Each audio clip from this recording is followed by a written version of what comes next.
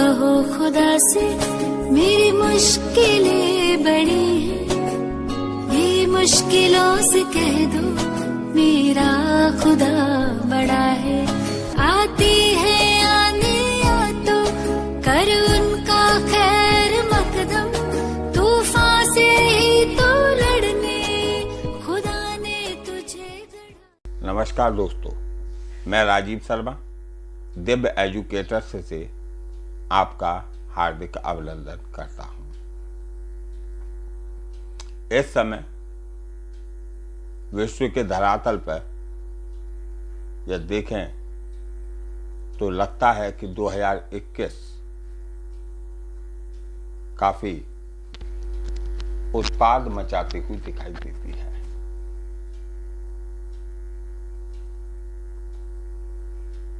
कल आपने देखा होगा कि इजराइल ने सीरिया पर अटैक किया और स्थिति यह हो गई कि इजराइल को अपने आयरन ड्रोन से अटैक करना पड़ा, क्योंकि दूसरी साइड से रॉकेट इजराइल के मूल निवासियों को ध्यान में रखते हुए दागे गए थे। इजराइल एक छोटा सा मुल्क है। नेशनलिज्म की भावना हम भारतीयों की तरह ही अटाटूट मात्रा में उनके अंदर पाई जाती है और काफी हद तक भारतीयों के रहन सहन और भारतीयों के व्यक्तित्व से इजरायली लोग प्रशंसीय हैं, यानी भारतीयों की प्रशंसा करते हैं। और यह मुद्दा कभी ना कभी एक चर्चा में बना रहता है। लोगों का मानना है कि यहीं से थर्ड वर्ल्ड वार की शुरुआत होगी। क्या होगा, कब होगा, ये तो भविष्य के गर्भ में छिपा है, लेकिन वर्तमान में हमारे हाथ में ये है कि हम विश्व शांति की, ईश्वर से मंगल कामना करें और सभी लोग अपने घर पर सौहार्दतापूर्ण रहें और विश्व वसुदेव कुटुंबकम को चूंकि हम मानने वाले हैं, इसलिए विश्व आगे बढ़े बिना किसी लड़ाई झगड़े के। यह आपदा रूपी महामारी जो हमारे सामने सुरसा सा मुंह खोलकर खड़ी है, ये भी ईश्वर इसे जल्दी शांत करे, क्योंकि किसी के परिवार से एक जाता है तो उसके कष्ट की भावनाओं को समझना अवर्णित है। इजराइल मुद्दा क्या है, पैलेस्टाइन मुद्दा क्या है? जब हम किसी भी चीज को यह भौगोलिक रूप से देख लेते हैं, उसके इतिहास को जान लेते हैं, तब हमको मालूम पड़ता है कि वास्तविक स्थिति क्या है और वो बात अमिट छाप के रूप में हमारे मस्तिष्क के पटल पर चिरस्थायी रूप से निवास करती है। आज हम, जैसा कि हमने टाइटल डाला है, इजराइल पैलेस्टाइन कॉन्फ्लिक्ट, यानी इनके बीच में, फिलिस्तीन और इजराइल के बीच में क्या वाद विवाद है, क्यों इनके बीच में लड़ाई होती है, उसके इतिहास को हम समझेंगे। ये भी एक लंबा टॉपिक है, इसको भी हम 2-3 खंडों में बांट कर करेंगे। आज तो केवल हम इनकी भौगोलिक स्थिति को देखने का प्रयास करेंगे। जैसा मैंने आपसे कहा था, ऑक्सफोर्ड स्टूडेंट एटलस को आप खोल के बैठिएगा और देखें कि इसकी स्थिति क्या है। जैसा कि मैंने मानचित्र बनाने की कोशिश की है कि ये इजराइल है, पैलेस्टाइन क्षेत्र है,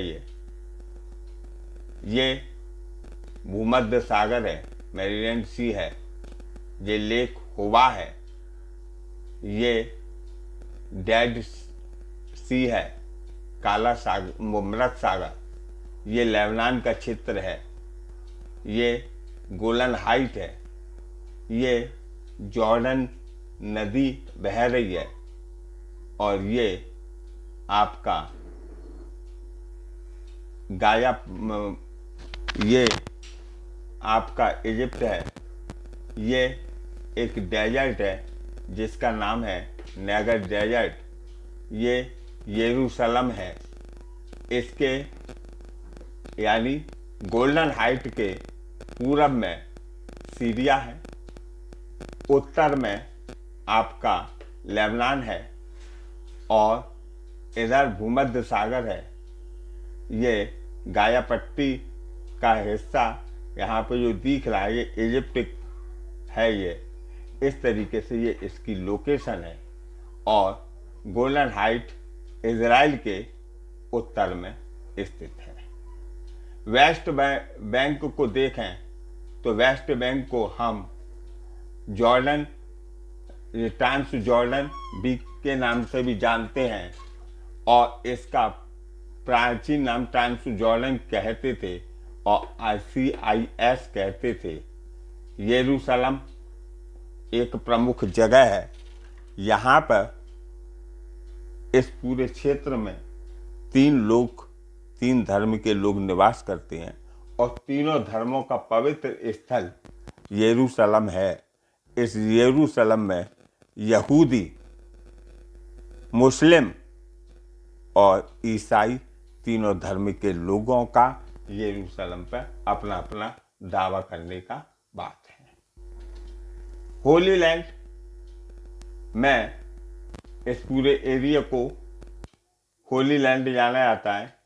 इजराइल कह लो, कैनान कह लो, अलसाम कह लो, लेवेंट कह लो, और पैलेस्टाइन कह लो, द प्रॉमिस्ड लैंड कह लो, और ये सभी चीज़ें जो हमने आपको बताई थी, ये इसकी एक भौगोलिक स्थिति है।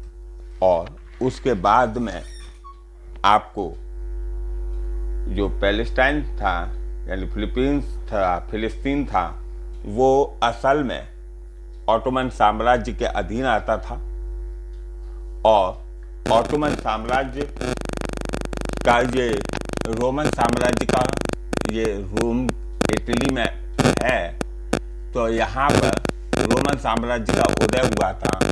क्योंकि साम्राज्य का विस्तार बहुत हो गया, इसलिए यहाँ पर इन्होंने एक दूसरा कुस्तुनतुनिया, जिसे वर्तमान में इस्तांबुल कहते हैं, यहाँ पर भी अपना एक प्रमुख केंद्र बनाया। कुस्तुनतुनिया यानी रोमन साम्राज्य का पार्ट 2 है ये, और ये रोमन साम्राज्य का पार्ट 1 है। इन टोटल ये रोमन साम्राज्य है। इसे बाद में पूर्वी रोमन साम्राज्य का नाम दे दिया गया, और इससे पश्चिमी रोमन साम्राज्य का नाम दे दिया गया। बाद में 1453 में कुस्तुनतुनिया पर महमूद द्वितीय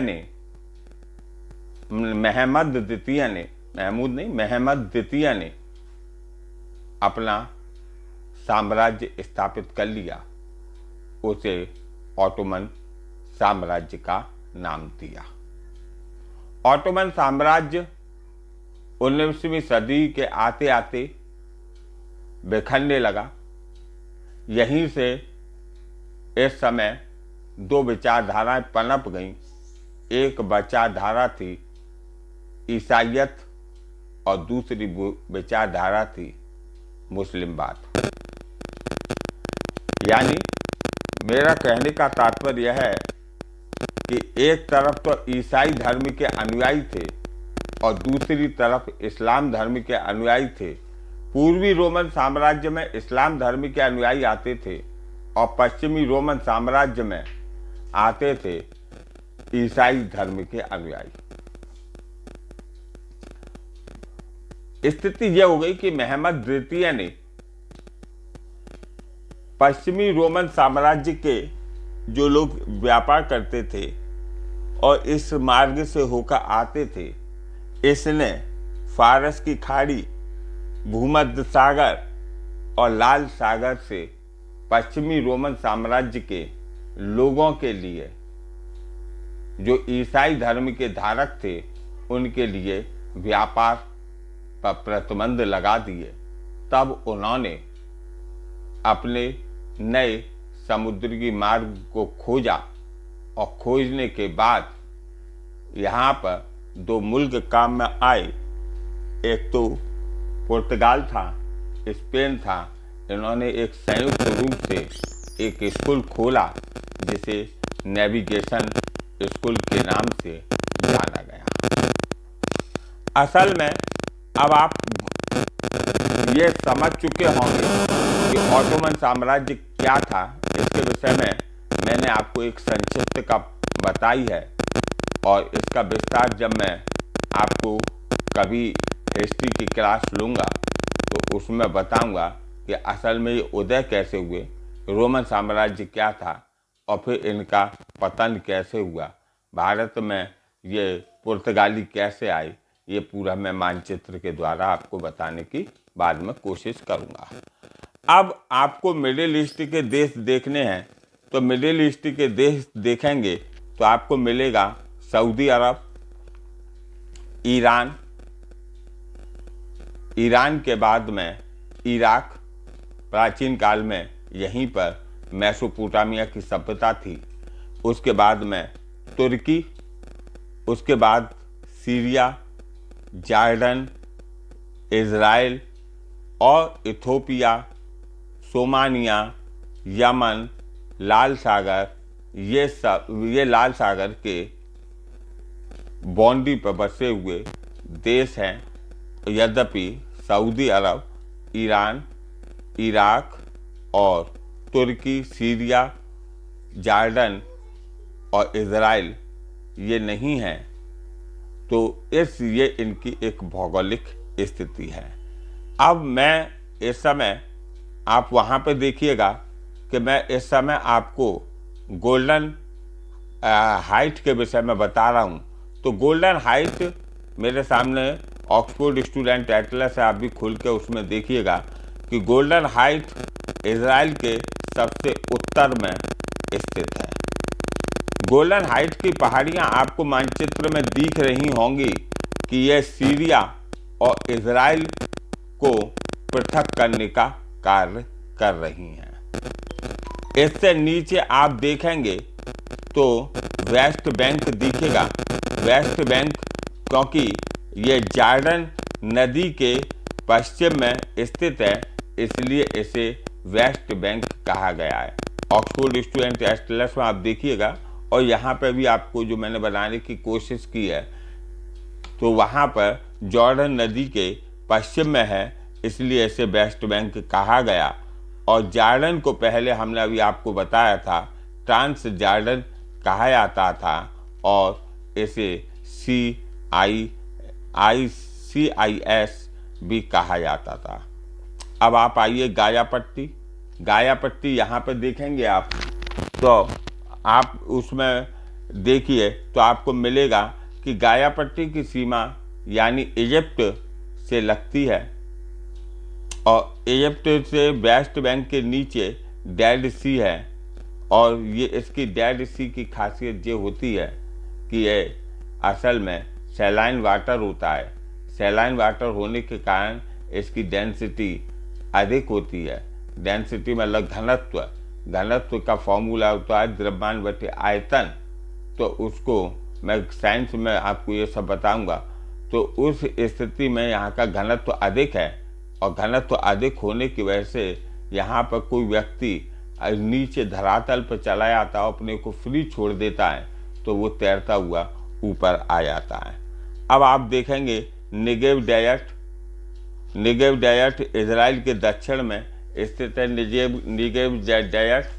और इसके बाद में अब आपको आज मैंने भौगोलिक स्थिति बताई, और भौगोलिक स्थिति बताने के बाद में आपको कल से मैं आपको समझाऊंगा कि ये असल में इसका ओरिजिन कॉन्फ्लिक्ट का, क्योंकि कल आपका ओरिजिन के विषय में आएगा। इसके बारे में थोड़ा सा जान लीजिए कि जैनोनिज्म, मैंने कुछ पॉइंट लिखे हैं जिसके विषय में मैं कल उल्लेख करूंगा कि जियोनिज्म क्या है या जियोनिस्ट क्या है, या बालफ्लेयर डिक्लेरेशन क्या है, बालफोर डिक्लेरेशन क्या है। इसको असल में एक ब्रिटिश का बंदा था जो विदेश मंत्री था, उसने इसको डिक्लेयर किया था। उसका नाम था सर आर्थर बालफोर। उन्होंने इस डिक्लेयर किया था। इस पर भी मैं कल प्रकाश डालूंगा। और स्काई पिकॉट क्या है, यानी स्काई पिकॉट जो एग्रीमेंट हुआ था वो क्या है, कल इस पर भी मैं प्रकाश डालूंगा। और ब्रिटिश मैंडेट ऑफ पैलेस्टाइन क्या है, इस पर भी मैं कल प्रकाश डालूंगा। वर्ल्ड वार फर्स्ट में क्या स्थिति हुई, वर्ल्ड वार सेकंड में क्या स्थिति हुई, इस पर भी प्रकाश डालूंगा। त्रासदी होलोकॉस्ट, यानी ये जर्मन का जो हिटलर था, तानाशाह, उसने लगभग 42 लाख यहूदियों को एक गैस चैम्बर में, यानी अपने यहाँ पर कहें अग्निकुंड में, वहाँ पर जलते हुए अग्निकुंड में धुकवा दिया था, यानी जला कर मार दिया था। उसका असल में इनके इजराइल के अंदर जो नेशनलिज्म डेवलप हुआ उसका क्या प्रभाव पड़ा इन टोटल। इजिप्ट, सीरिया और ट्रांसजॉर्डन वर्सेस इजराइल में क्या हुआ इसको देखेंगे। और इसका प्रथम अरब इजराइल युद्ध 1948 और 1949 में हुआ था। इसमें Egypt, Syria, Transjordan versus Israel हुआ था। इसमें इजराइल ने इनको धूल में मिला दिया था, यानी इजिप्ट को, सीरिया को और ट्रांसजॉर्डन को कैसे मिलाया था उसके विषय में व्याख्या होगी। उस प्रथम अरब युद्ध का परिणाम क्या निकला था कि गाजा पट्टी और इजिप्ट के पक्ष में चली गई, वेस्ट बैंक जॉर्डन के पक्ष में चला गया। और 1947 में पैलेस्टाइन देश जो बना था, जो यूएनओ के प्रस्ताव से बना था, वो समाप्त हो गया। और यूएनओ के प्रस्ताव की बात आई तो ध्यान रखिएगा कि यूएनओ का जो गठन हुआ था तो सबसे टिपिकल प्रॉब्लम यूएनओ के सामने यही आई थी कि वो किस तरीके से इस क्षेत्र को, जो विवादित क्षेत्र था, इसको सॉल्व करे। तो यूएनओ ने 1947 में 11 राज्यों की एक समिति बनाई थी, जिसमें यूएनओ ने जो 1947 में समिति बनाई थी, ये 11 देशों की समिति थी। और इस समिति में भारत भी शामिल था। और इस समिति में इसने 3 भागों में बांट दिया था। नंबर 1, चूंकि मैं आपको बता चुका हूँ, यरूशलेम में 3 लोगों का धर्म का मसला था, यहूदी, इस्लाम और ईसाई। अतः इसने, यूएनओ ने इसे 3 भागों में बांटा, अरब राज्य, यहूदी राज्य और यरूशलेम में 3 भागों में बांट दिया था, अरब, यहूदी और ईसाई। तो इसने यहाँ पर 3 धर्मों में बांटकर निवृत्त कर दिया था। 15 मई 1948 को इजराइल का गठन हो गया था। और मिडिल ईस्ट के, आपको ये मैं बता ही चुका हूँ, ये देश शामिल थे। अब इसके कॉन्फ्लिक्ट क्या होगा, आगे कैसे ये आगे बढ़ेंगे, इस विषय में आज मैंने आपको इसका एक बेसिक बाउंड्री समझाने की काम की। इसको आप देखिएगा और उसके बाद में कल मैं इसके डिटेल्स में आपको ले जाऊंगा। और तब तक के लिए मैं आपसे विदा लूँगा, ये कहकर कि आप मेरे चैनल को, क्योंकि आपकी लाइक, आपका सब्सक्राइब और आपका शेयर करने का, ये जितना ज़्यादा बढ़ेगा उतना ही मेरे अंदर एक ऊर्जा का समागम होगा और आपका प्यार मुझे दिखेगा और मैं इससे बेहतरीन वीडियो आपके सामने लाने का प्रयास करूंगा। यही मेरे दिव्य एजुकेटर्स का स्वप्न है कि पूरे भारत में अच्छे से अच्छे तरीके से एक सरल भाषा में पिक्चराइजेशन करके आपको न भूलने वाला एक फिक्स इमेज आपके दिमाग पर केंद्रित कर दिया है। तब तक के लिए फिर कल मिलते हैं। जय हिंद।